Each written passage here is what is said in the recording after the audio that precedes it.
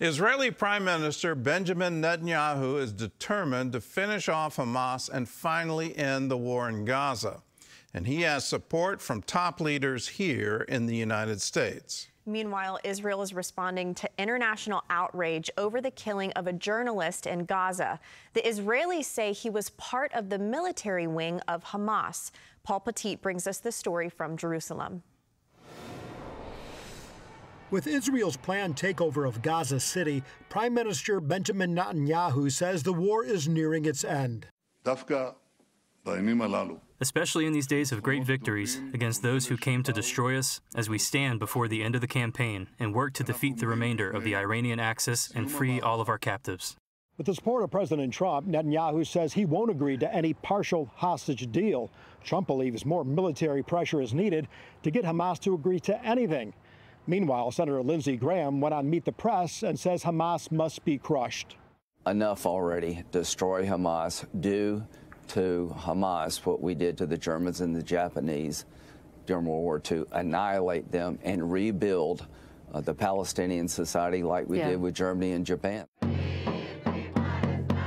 Israel is also dealing with international outrage over the killing of 5 journalists in an Israeli airstrike, including a prominent Al Jazeera reporter. The IDF says it has evidence he was a paid terrorist and cell leader, calling him a terrorist operating under the guise of a journalist. He's seen here taking a selfie with Hamas leaders. Israel is stating that this was a journalist who has ties to Hamas, and we published those ties to Hamas back in October. So this is no new information for anyone. And more of the pictures and evidence that seems to be coming out shows that this journalist that had at least very strong connections to the main leaders of Hamas as well. Meanwhile, more anti-Semitic attacks are taking place around the world. In Montreal, a Jewish-Canadian father was assaulted in front of his children. He was hospitalized and the suspect arrested. Israel President Isaac Herzog spoke with the father and said, "May you have a swift recovery in body and soul from this terrible ordeal. We are with you and we are here for you. The whole Jewish people stands with you." In Jerusalem, Paul Petit, CBN News. Well, the world is slowly waking up to the biased coverage coming out of the Palestinian Authority and out of Gaza.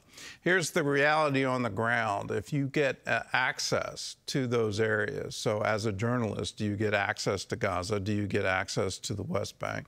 Do you get access to the areas under the Palestinian Authority control?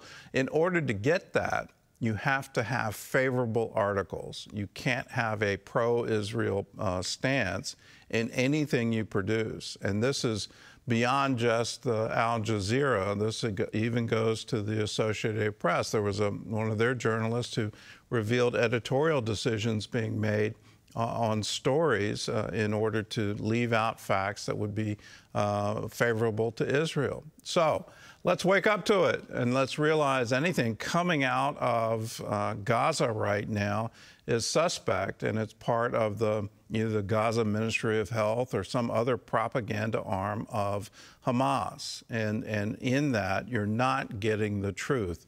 The pictures are doctored, the stories are doctored, and unfortunately, the world seems to be buying the lie.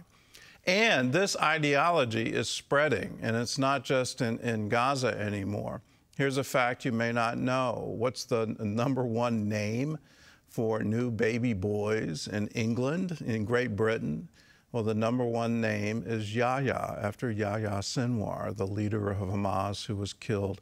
It's incredible to me that the ideology is persisting, that this phrase, from the river to the sea, Palestine will be free, that's a call for genocide.